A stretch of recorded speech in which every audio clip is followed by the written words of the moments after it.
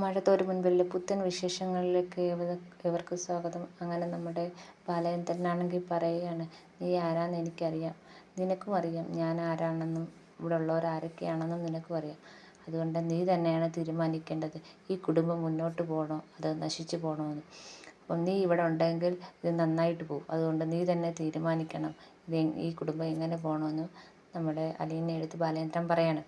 അപ്പം അലീന പറയാണ്, ഈ കുടുംബം നന്നായിട്ട് തന്നെ പോകണം എന്ന് പറയാണ്. അപ്പം പറഞ്ഞു, അങ്ങനെയാണെങ്കിൽ നീ ഇവിടെ തന്നെ നിൽക്കുക, ആ ഒരു തീരുമാനം എടുക്കുക എന്ന് ബാലചന്ദ്രൻ പറയണം.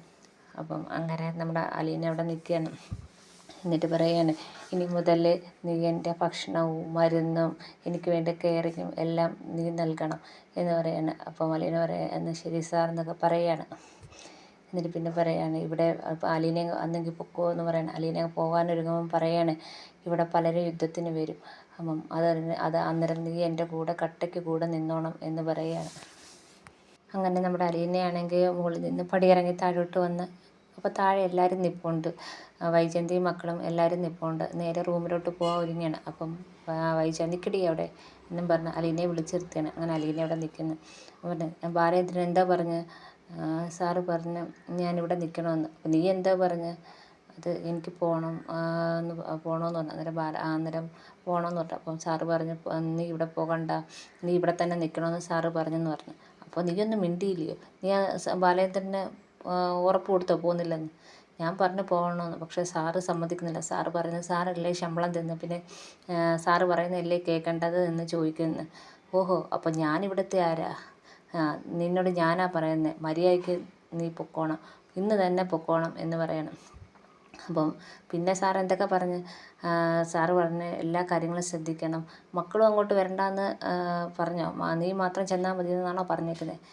അങ്ങനൊന്നും എന്നോട് പറഞ്ഞിട്ടില്ല, പക്ഷേ സാറിൻ്റെ കാര്യങ്ങളെല്ലാം ശ്രദ്ധിക്കണമെന്ന് മാത്രമേ പറഞ്ഞുള്ളൂ, മുത്തശ്ശിയുടെയും സാറിൻ്റെയും കാര്യം ശ്രദ്ധിക്കണമെന്നേ പറഞ്ഞോളൂ എന്ന് പറഞ്ഞു. പക്ഷേ അപ്പം വൈജ പറയാണ്, അതൊന്നും അറിയേണ്ട കാര്യമില്ല, ബാലചന്ദ്രൻ്റെ കാര്യം ഞാൻ നിൽക്കണം, നീ ഇപ്പം തന്നെ ഇവിടുന്ന് സ്ഥലം വിട്ടണമെന്ന് പറയുന്നത്. അപ്പം മോളിൽ നിന്ന് അത് പറയാൻ നീ ആരടി എന്ന് ചോദിക്കുകയാണ്. അപ്പം എല്ലാവരും മുകളിലോട്ട് നോക്കുമ്പോൾ ബാലചന്ദ്രൻ മോളിൽ നിന്ന് ചോദിക്കുകയാണ്, നീ ആരാണ് അത് പറയുന്നത്? ഞാനാണ് അവൾക്ക് ശമ്പളം കൊടുക്കുന്നത്, ഞാനാണ് അവളിവിടെ എപ്പം പോകണം എപ്പം നിൽക്കണം എന്ന് തീരുമാനിക്കേണ്ടത്. ഇനി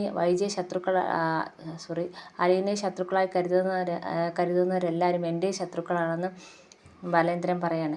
ഇനി മുതൽ അവളാണ് എൻ്റെ കാര്യങ്ങളൊക്കെ നോക്കുന്നത്, എൻ്റെ മെഡിസിനും എൻ്റെ ഫുഡും എല്ലാ കാര്യങ്ങളും നോക്കുന്നത് അവളാണെന്ന്. അപ്പം വൈജ പറയാണ്, എനിക്കിവിടെ ഒരു ജോലിക്കാരിയുടെ ആവശ്യമില്ല, വീട്ടു ജോലിക്കാരും അമ്മയുടെ കാര്യങ്ങളും എല്ലാം ഞാൻ നോക്കിക്കോളാം എന്ന് പറയാണ്. അപ്പോൾ ബാലചന്ദ്രൻ പറയാണ്, അലീനെ, ഇന്ന് മുതൽ നിൻ്റെ പോസ്റ്റ് മാറിയിട്ടുണ്ട്, നീ ഇവിടുത്തെ ജോലികളൊന്നും ചെയ്യണ്ട, നീ ഇനി ഇവിടെ ഹോം നേഴ്സ് മാത്രമാണ്, എൻ്റെയും അമ്മയുടെയും കാര്യങ്ങൾ മാത്രം നോക്കിയാൽ മതി, മറ്റുള്ള ഒരു കാര്യവും നീ ചെയ്യണ്ട എന്ന് പറയുകയാണ്. ഇത് കേട്ടപ്പോൾ വൈജയ്ക്ക് വീണ്ടും ദേഷ്യമാണ്. വൈജ എന്നെങ്കിൽ ദേഷ്യം ഇങ്ങനെ കടിച്ചു പിടിച്ചിരിക്കുകയാണ്. എന്നിട്ട് പറയുന്നത്, ഞാൻ പറഞ്ഞ കേട്ടല്ലോ, ഞാനാണ് ശമ്പളം തരുന്നത്, അപ്പോൾ അത് മാത്രം നീ കേട്ടാൽ മതി എന്ന് അലീനയോട് പറയുകയാണ്. അപ്പോൾ അലീന പറഞ്ഞ് ശരി സാർ എന്ന് പറയുകയാണ്. എന്നിട്ട് പറയുകയാണ്, ഇനി നിങ്ങൾ ഇവളെ പറഞ്ഞു വിടാൻ ശ്രമിക്കുകയാണെങ്കിൽ ഇവളെ ഞാൻ എൻ്റെ ജോയിൻറ്റ് മാനേജറായിട്ട് അങ്ങ് 50,000 രൂപ ശമ്പളം കൊടുത്തങ്ങ് നിർത്തും. അപ്പോൾ നിങ്ങൾ എന്ത് ചെയ്യും? അപ്പം നിങ്ങളുടെ ആരുടെ അനുവാദം വേണ്ടല്ലോ എന്ന് ബാലചന്ദ്രൻ ചോദിക്കുകയാണ്. ഇതൊക്കെ കേട്ടാണെങ്കിൽ വൈജയന്തിക്കും അതുപോലെ ബബിതയ്ക്കും രോഹിത്തിനും എല്ലാവർക്കും അങ്ങ് ദേഷ്യം വരുന്നുണ്ട് അലീനയോട്. പിന്നെ കാണിക്കുന്ന മുത്തശ്ശിയടുത്താണെങ്കിൽ നമ്മുടെ മനു ഇരിപ്പുണ്ട്. മനു പറയുകയാണ്, അങ്കിളിനാണെങ്കിൽ എന്തോ നല്ല സ്വഭാവത്തിൽ നല്ല മാറ്റമുണ്ട്, അലീന ഇനി എന്തിനാണ് വിളിച്ചതെന്നൊന്നും അറിയത്തില്ല, അങ്കിളിന് അല്ലെങ്കിൽ ആൻറ്റിയോട് ജീവിക്കാൻ ഒരു താല്പര്യവുമില്ല, ആൻറ്റി വിചാരിച്ചാൽ മാറാവുന്ന പ്രശ്നമേ ഇവിടെ ഉള്ളൂ എന്ന് മനു പറഞ്ഞുകൊണ്ടിരിക്കുമ്പോഴാണ് ഡോറ് തുറന്ന് നമ്മുടെ അലീന അങ്ങോട്ട് വരുന്നത്. അലീന നേരെ വന്ന് അങ്ങ് മാറി നിൽക്കുകയാണ്. അപ്പം നമ്മുടെ മനു ചോദിക്കുകയാണ്, നീ അങ്കിളിനെ കണ്ടോ? അപ്പം കണ്ട്. എന്താ പറഞ്ഞ അങ്കിള്? അങ്കിൾ എൻ്റെ അടുത്തുനിന്ന് ഇവിടുന്ന് പോകണ്ടെന്ന് പറഞ്ഞു. മുത്തശ്ശി പറഞ്ഞു, ബാലചന്ദ്രൻ അങ്ങനെ പറഞ്ഞോ? അതെ, ഇവിടുന്ന് പോകണ്ട എന്ന് പറഞ്ഞു. പിന്നെന്താ പറഞ്ഞു? ഇവിടുത്തെ കാര്യങ്ങളെല്ലാം നോക്കണമെന്നും അമ്മയുടെ കാര്യവും മുത്തശ്ശിയുടെ കാര്യവും സാറിൻ്റെ കാര്യങ്ങളും എല്ലാം നോക്കണമെന്നും സാറിന് ആവശ്യമുള്ളപ്പോൾ ഭക്ഷണവും മരുന്നും വേണ്ട കെയറിങ്ങും എല്ലാം നൽകണമെന്നാണ് പറഞ്ഞതെന്ന് നമ്മുടെ അലീന പറയണം. അപ്പം മനു പറഞ്ഞു, എന്നെങ്കിൽ സാറ് അങ്കിള് പറഞ്ഞില്ലേ നീ ഇനി പോകണ്ട, ഇവിടെ തന്നെ നിൽക്ക്. അതെങ്ങനെ മനു കേട്ടാ? മാഡമാണെങ്കിൽ നല്ല ദേഷ്യത്തിന്, മാഡത്തിന് എന്നെ കണ്ണിന് നേരെ കണ്ടുകൂടാ, അപ്പം ഞാൻ എങ്ങനെ നിൽക്കും? ആ കാര്യം പറഞ്ഞപ്പം സാറ് പറയുന്നത്, മാഡം അല്ലല്ലോ നിനക്ക് ശമ്പളം തരുന്നത്, ഞാനല്ലേ നിനക്ക് ശമ്പളം തരുന്നത്, ശമ്പളം തരുന്ന ആൾ പറയുന്നതല്ലേ കേൾക്കേണ്ടതെന്നാണ് സാറ് ചോദിക്കുന്നത്. അപ്പം മനു പറയുന്നത് ശരിയല്ലേ അങ്കിള് ചോദിച്ചത്, അങ്കിള് ഇതിലെ ശമ്പളം തരുന്നത് അങ്കിള് പറയുന്നതല്ലേ കേൾക്കേണ്ടത് എന്ന് മനുവും ചോദിക്കുന്നു. അപ്പം മുത്തശ്ശി പറയുന്നത് അവളൊരു ആ വൈജി ഒരു നീർ പോലാണ്, കടിച്ച് കൊല്ലും എല്ലാവരെയും എന്ന് മുത്തശ്ശിയും വളരെ ദേഷ്യത്തോടെയാണ് പറയുന്നത്. അപ്പം അലീന പറയാണ്, മാത്രമല്ല ഞാൻ ഇവിടുന്ന് പോയാൽ ആ നിമിഷം അങ്കിൾ ഇവിടുന്ന് ഇറങ്ങുമെന്ന് പറഞ്ഞ്. അത് കേട്ടപ്പോൾ മുത്തശ്ശി അങ്ങനെ പറഞ്ഞോ, അങ്ങനെ പറഞ്ഞ് എന്ന് പറയാണ്. അതുമാത്രമല്ല ഈ വീട്ടിലെ ജോലിയൊന്നും ചെയ്യേണ്ട, ഇനി മുത്തശ്ശിയുടെയും സാറിൻ്റെയും കാര്യങ്ങൾ മാത്രം ചെയ്താൽ മതിയെന്നും പറഞ്ഞു. അപ്പം മനു പറയുകയാണ്, അങ്കിൾ പറഞ്ഞില്ലേ അതുപോലെ കേട്ടാൽ മതി. അപ്പം അലീനയ്ക്കാണെങ്കിൽ ഒട്ടും മനസ്സിലായി. അലീന പറയുകയാണെങ്കിൽ അതെങ്ങനെ മനുവേട്ടാ, ഇവിടെ നിൽക്കാൻ പറ്റത്തില്ല, മാഡം സമ്മതിക്കത്തില്ല, മാഡത്തിന് എന്നോട് ദേഷ്യമാണ്, ഇപ്പോഴും എന്നോട് പറഞ്ഞുകൊണ്ടിരിക്കുക പൊക്കോ എന്ന്. അപ്പം മനു പറയുകയാണ്, ഇത് നീ ഇവിടെ നിൽക്കേ, നമുക്ക് നോക്കാം എന്താ വരുന്നതെന്ന്, ഇത് തടവറയൊന്നും അല്ലല്ലോ, തനിക്ക് എപ്പോൾ വേണമെങ്കിലും ഇവിടുന്ന് പോകാം, അപ്പം എന്തായാലും കുറച്ച് ദിവസം നിന്ന് നോക്ക്.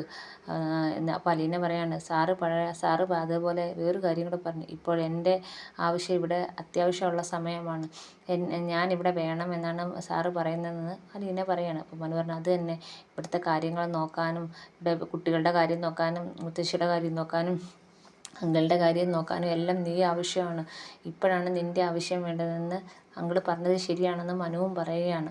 എന്തായാലും നീ നിന്ന് നോക്ക്, എങ്ങനെ പോകുമെന്ന്, കാര്യങ്ങളൊക്കെ എങ്ങനെ പോകുമെന്ന് നമുക്ക് നോക്കാമെന്ന് പറയാണ്. അപ്പോൾ ഇതൊക്കെ കേട്ട് നമ്മുടെ അലീന എന്ത് ചെയ്യണമെന്ന് അറിയാതെ ഇങ്ങനെ വിഷമിച്ചിരിക്കുകയാണ്. എന്നിട്ട് അലീന പറയുകയാണ്, ഞാനാണിപ്പം പെട്ടത്, പോവാനും വയ്യ പോവാതിരിക്കാനും വയ്യാത്തൊരവസ്ഥയാണ്, മാഡത്തെ ഓർക്കുമ്പോൾ ഇവിടെ നിൽക്കാനും തോന്നുന്നില്ല, അങ്ങനെ ഒരു അവസ്ഥയിൽ ഞാൻ നിൽക്കുകയാണെന്ന് അലീന ഇങ്ങനെ പറഞ്ഞുകൊണ്ട് നിൽക്കുന്നതാണ് കാണിക്കുന്നത്. പിന്നെ കാണിക്കുന്നത് ഭവതിയും കൃഷ്ണയും കൂടെ ട്യൂഷന് പോകണമെന്ന് പറഞ്ഞ് ഇറങ്ങി വരികയാണ്. അപ്പോൾ വൈജു ചോദിച്ച്, നിങ്ങളെവിടെ പോകുന്നത്? ട്യൂഷന് പോകുന്ന അമ്മയെ അപ്പം കൃഷ്ണ പറയണം. അപ്പം നീയോ?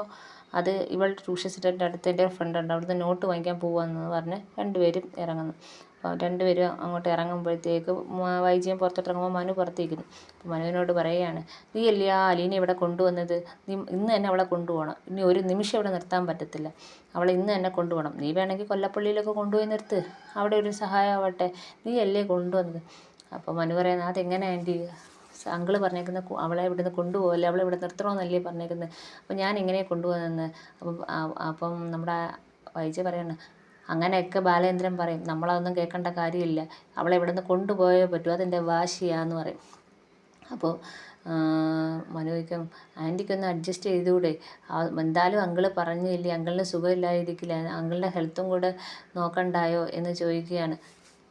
അങ്കിളല്ലേ ശമ്പളം കൊടുക്കുന്നതെന്ന് പറഞ്ഞു, അപ്പോൾ അങ്കിള് പറയുന്നതല്ലേ കേൾക്കേണ്ടതെന്ന് ചോദിക്കുകയാണ്. അപ്പോൾ വൈജു പറയും, അപ്പം പിന്നെ എൻ്റെ ആവശ്യം ഇവിടെ എന്തുവാ, പിന്നെ ഞാൻ ആരാ ഇവിടെ, അതുകൊണ്ട് അവളെ ഇവിടുന്ന് കൊണ്ടുപോയേ പറ്റൂ, അതെൻ്റെ വാശിയാ എന്ന് പറയാൻ ഞാൻ കയറി പോവാണ്. അപ്പം മനു പറയണം, യുദ്ധം തുടങ്ങിയിട്ടുണ്ട്. അങ്ങനെ വൈജ അകത്തോട്ട് കയറി ചെല്ലുമ്പം രോഹിത്തോടെ ഇരിക്കുന്നു. അമ്മേ, അച്ഛൻ മോളിൽ താമസിക്കുന്നത് ശരിയാവുമോ? അപ്പോൾ വൈജു ചോദിക്കുന്നത്, അതെന്താ, നിൻ്റെ റൂമിലല്ലല്ലോ അച്ഛൻ താമസിക്കുന്നത്? അല്ല, എൻ്റെ റൂമിൻ്റെ തൊട്ടടുത്താണ് അച്ഛൻ താമസിക്കുന്നത്, എനിക്ക് പ്രൈവസി കിട്ടത്തില്ല. അതെന്താ, നിങ്ങൾ രണ്ട് റൂമിലല്ലയോ, നിനക്കെന്തോ കുഴപ്പം, അച്ഛൻ അപ്പുറത്തെ മുറിയിലല്ലയോ എന്ന് പറഞ്ഞുകൊണ്ടിരിക്കുമ്പോൾ മനു കയറി വരുന്നു. മനു കയറി വന്നപ്പം മനുവിൻ്റെ അടുത്ത് വൈജു ചോദിക്കുകയാണ്, നീ പോയില്ലേ?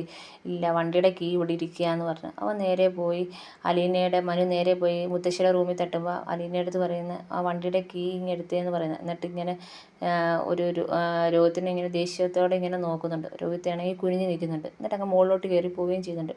അന്നേരം വൈജ എടുത്ത് പറയാണ്, അങ്ങോട്ട് വന്ന് മനു എന്ന് പറയുമ്പോൾ മനു വരുമ്പോൾ വൈജ പറയാണ്, എന്തായാലും ഇവളെ ഉടനെ ഇവിടുന്ന് കൊണ്ടുപോകണം എന്ന് പറയാണ്. അന്നേരം അപ്പോഴത്തേക്ക് നമ്മുടെ അലീനയാണെങ്കിൽ കീ ആയിട്ട് വരികയാണ്, ഇവളെ ഇവിടെ നിർത്താൻ പറ്റത്തില്ല, എനിക്ക് ഇവളെ ഇവിടെ നിർത്തുന്നത് പറ്റത്തില്ല, ഇവളെ കൊണ്ടുപോയേ പറ്റൂ, അതെൻ്റെ വാശിയെന്ന് പറയും. അപ്പോൾ അലീന പറയും, എനിക്കിവിടെ നിൽക്കണമെന്നില്ല, സാറ് സമ്മതിക്കാത്തതുകൊണ്ടാണ് നിൽക്കുന്നതെന്ന്, അല്ലെങ്കിലും ഞാനിവിടെ നിൽക്കാത്തതിൻ്റെ കാരണം മാഡമാണ്. അപ്പം ഞാനോ? അത് തന്നെ, മാഡമാണ്, മാഡത്തിന് എന്നെ ഇഷ്ടമല്ലാത്തതുകൊണ്ടാണ് ഞാനിവിടെ നിൽക്കാത്തത്, അല്ലാതെ എനിക്ക് വേറെ പ്രശ്നമൊന്നുമില്ല എന്ന് അലീന പറയുകയാണ്. മനു പറയാണ്, ആൻറ്റി ഈ അങ്കിളിൻ്റെ ഹെൽത്ത് ഒന്നെങ്കിലും ഒന്ന് ആലോചിച്ചെങ്കിൽ ആൻറ്റിക്കൊന്ന് അടങ്ങിയിരുന്നൂടെ, എന്തിനാ ഇത്രയും വാശി എന്നൊക്കെ ചോദിക്കുകയാണ്. അപ്പം വൈജ പറയാണ്, നീ എൻ്റെ വീട്ടിൽ നിന്ന് എന്നോട് സംസാരിക്കുന്നത് സൂക്ഷിച്ചു വേണം, എന്ന് പറയാണ്. എന്നെ കൂടുതൽ ഭരിക്കാൻ വരില്ലെന്ന് പറയാണ്. അപ്പോൾ മനു പറയാണ്, അമ്മാതിരി ഡയലോഗൊന്നും എൻ്റെ അടുത്ത് വേണ്ട ആൻറ്റി. ആൻറ്റിക്ക് അറിയാമല്ലേ എന്നെ എന്ത് ഗെറ്റ് ഔട്ട് അടിച്ച് ഞാൻ അതികൊക്കെ സ്പീഡിൽ കയറി വരുമെന്ന് ആൻറ്റിക്ക് അറിയാമല്ലേ. എൻ്റെ സ്വഭാവം നല്ലവണ്ണം അറിയാമല്ലേ. അതുകൊണ്ട് ആൻറ്റി ആ കാര്യങ്ങളൊക്കെ പരിപാടിയൊക്കെ ആൻറ്റിയുടെ കൈ വെച്ചിരുന്നാൽ മതി, എൻ്റെ അടുത്ത് വേണ്ട എന്നും പറഞ്ഞ് മനു ദേഷിച്ച് ഇറങ്ങി പോവുകയാണ്. എന്നിട്ട് അലീനയുടെ അടുത്ത് പറയുന്നത്, നീ കയറി പോകുമെന്ന് പറഞ്ഞുകൊണ്ട് ദേഷ്യം ഇറങ്ങി പോവുകയാണ്. ഇങ്ങനെ ദേഷ്യം കൊണ്ട് ഇങ്ങനെ നിൽക്കുന്ന വൈജയെ കാണിച്ചുകൊണ്ടാണ് ഇന്നത്തെ എപ്പിസോഡ് തീരുന്നത്. എപ്പിസോഡ് എല്ലാവർക്കും ഇഷ്ടപ്പെട്ടുവെങ്കിൽ സബ്സ്ക്രൈബ് ചെയ്യണേ, അതുപോലെ സപ്പോർട്ട് ചെയ്യണേ.